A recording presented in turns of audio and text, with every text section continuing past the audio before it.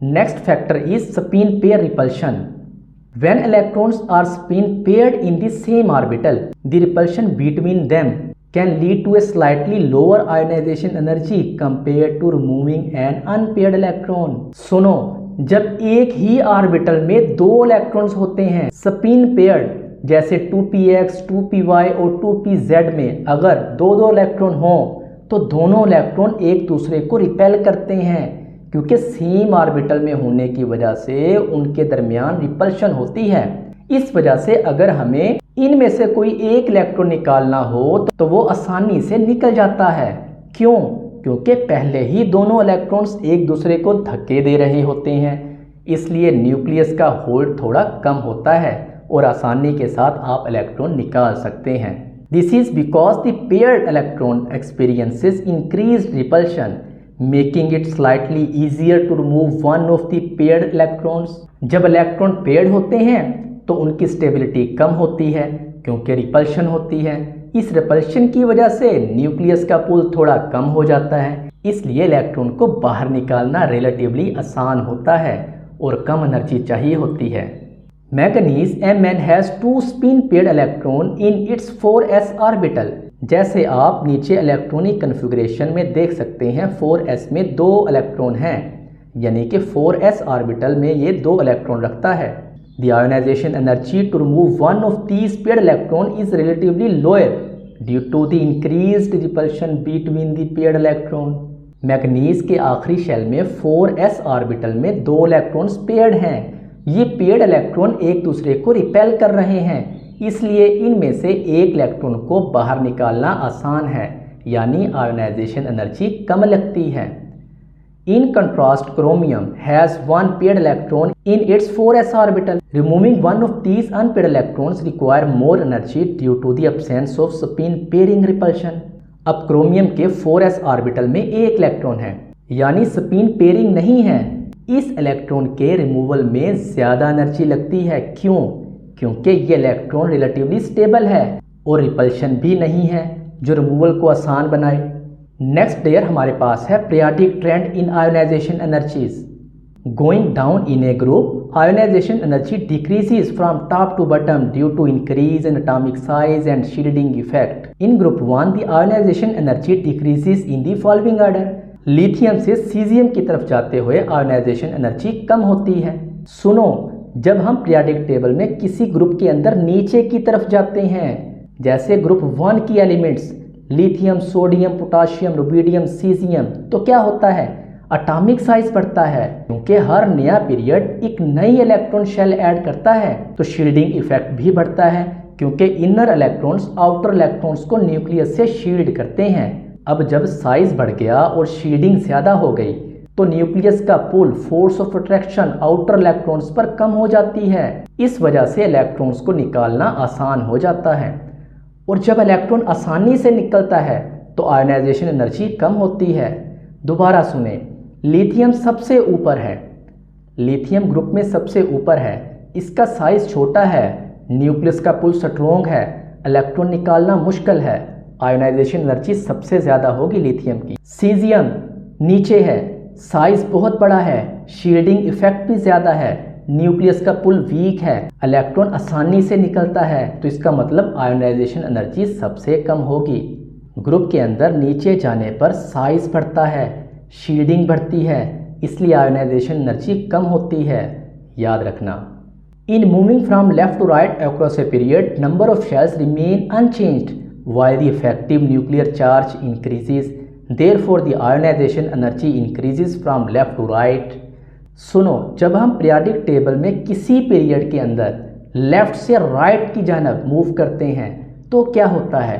हर नए एलिमेंट के साथ एक प्रोटॉन न्यूक्लियस में ऐड होता है, जिससे इफेक्टिव न्यूक्लियर चार्ज बढ़ता है। इलेक्ट्रॉन भी ऐड होता है, लेकिन वो सेम शेल में होता है, इसलिए शील्डिंग इफेक्ट चेंज नहीं होता।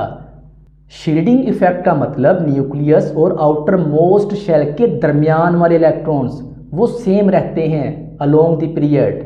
न्यूक्लियस में प्रोटॉन की तादाद बढ़ जाती है, जिससे इफेक्टिव न्यूक्लियर चार्ज बढ़ता है।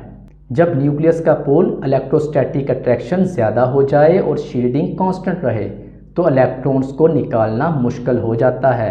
इस वजह से आयोनाइजेशन एनर्जी जब हम मूव करते हैं from period left to right तो ये बढ़ जाती है। पीरियड 2 में देखो लिथियम का न्यूक्लियस वीक पुल देता है। पीरियड 2 में देखो लिथियम का न्यूक्लियस वीक पुल देता है, इलेक्ट्रॉन आसानी से निकल जाता है, मतलब लो आयोनाइजेशन एनर्जी। फ्लोरीन और नियोन में स्ट्रॉन्ग न्यूक्लियर पुल है, इलेक्ट्रॉन टाइटली बाउंड होते हैं, आयोनाइजेशन एनर्जी बहुत ज़्यादा होती है। The trend of ionisation energies of period 1 से 3 is shown in figure 1.5. It shows that the noble gases have the highest value of ionization energy due to the complete outermost shell in them. The removal of electron is extremely difficult, whereas alkali metals have the lowest value of ionization energies. सुनो, figure 1.5 में आपको period 1, 2 और 3 के elements की ionisation energy का trend देखने को मिलेगा। जब आप लेफ्ट से राइट की जानब मूव करते हैं किसी पीरियड में तो आप देखेंगे आयोनाइजेशन एनर्जी ग्रेजुअली बढ़ती है। नोबल गैसेस जैसे हीलियम, नियोन, आर्गोन की आयोनाइजेशन एनर्जी सबसे ज़्यादा होती है। क्यों? क्योंकि उनका आउटर मोस्ट शेल कंप्लीट होता है, उनके इलेक्ट्रॉन बहुत ज़्यादा स्टेबल होते हैं, इलेक्ट्रॉन निकालना बहुत मुश्किल होता है। जैसे आप फिगर में देख सकते हैं हीलियम, नियोन, आर्गोन ये कर्व की पीक पर हैं, इसका मतलब इनकी आयोनाइजेशन एनर्जी ज़्यादा है। On the other hand period के स्टार्ट में जो अल्कली मेटल्स हैं जैसे लिथियम, सोडियम, पोटाशियम उनकी आयोनाइजेशन एनर्जी सबसे कम होती है। क्यों? क्योंकि उनका सिर्फ एक इलेक्ट्रॉन होता है, आउटर शेल में न्यूक्लियस का पुल भी वीक होता है, इलेक्ट्रॉन आसानी से निकल जाता है। मतलब ये कि पीरियड में लेफ़्ट से राइट जाते हुए आयोनाइजेशन एनर्जी बढ़ती है। नोबल गैसेस में सबसे ज़्यादा होती है आयोनाइजेशन एनर्जीज, अल्कली मेटल्स में सबसे कम होती है। डेयर नेक्स्ट हमारे पास है quick check 1.4. Explain with reasoning the following facts about ionisation energy. First, ionisation energy of boron is lesser than beryllium. Why? Beryllium और बोरोन दोनों सेकंड पीरियड के एलिमेंट हैं। आपको लग सकता है कि बोरोन का एटॉमिक नंबर ज़्यादा है इसलिए इसकी आयोनाइजेशन एनर्जी ज़्यादा होनी चाहिए, लेकिन यहाँ एक्सेप्शन है। बेरिलियम का इलेक्ट्रॉनिक कन्फिग्रेशन होता है 1s2 2s2, outer shell completely filled है। बोरोन का कन्फिग्रेशन होता है 1s2 2s2 2p1, outer shell में एक p ऑर्बिटल पार्शली फिल्ड है। बेरिलियम के 2s इलेक्ट्रॉन ज़्यादा स्टेबल होते हैं यानी वो फुल्ली फिल्ड ऑर्बिटल में है।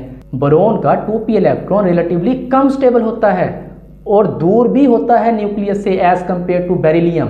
तो रिजल्ट क्या होगा? बोरोन का इलेक्ट्रॉन आसानी से रिमूव हो जाता है, इसलिए उसकी आयोनाइजेशन एनर्जी बेरिलियम से कम होती है। Second question is first ionisation energy of aluminium is lower than magnesium. तो डेयर मैग्नीशियम का कन्फिग्रेशन होता है 1s2 2s2 2p6 3s2, outer shell completely filled. Outer shell में 3s ऑर्बिटल कंप्लीटली फिल्ड है यानी उसमें 2 इलेक्ट्रॉन हैं। एल्यूमिनियम का कन्फिग्रेशन होता है 1s2 2s2 2p6 3s2 3p1, outer shell में एक 3p इलेक्ट्रॉन है। 3p इलेक्ट्रॉन न्यूक्लियस से थोड़ा दूर होते हैं और कम स्टेबल होते हैं। 3s orbital in case of magnesium ज़्यादा स्टेबल होता है। तो रिजल्ट इसका क्या होगा? एल्यूमिनियम का इलेक्ट्रॉन निकालना आसान होता है, इसलिए आयोनाइजेशन एनर्जी मैग्नीशियम से कम होती है। Next question is what trend is observed in ionisation energy as you go down group, give reason. तो डेयर ग्रुप 3 के एलिमेंट्स जैसे बोरोन, एल्यूमिनियम, गैलियम, इंडियम, जब आप किसी ग्रुप में ऊपर से नीचे जाते हैं किसी भी ग्रुप में एटॉमिक साइज बढ़ता है, शील्डिंग इफेक्ट इंक्रीज होता है, वैलेंस इलेक्ट्रॉन न्यूक्लियस से दूर होते हैं। नीचे जाते जाते इलेक्ट्रॉन को न्यूक्लियस ज़्यादा स्ट्रोंगली अट्रैक्ट नहीं करता, इसलिए आयोनाइजेशन एनर्जी ग्रेजुअली डिक्रीज होती है। ग्रुप में नीचे जाते हुए आयोनाइजेशन एनर्जी कम होती है due to atomic size and shielding effect. Period में आगे जाते हुए आयोनाइजेशन एनर्जी बढ़ती है due to effective nuclear charge. तो डेयर ये था हमारा आज का टॉपिक। अब मैं आपको मेमोराइजिंग टिप्स देता हूँ।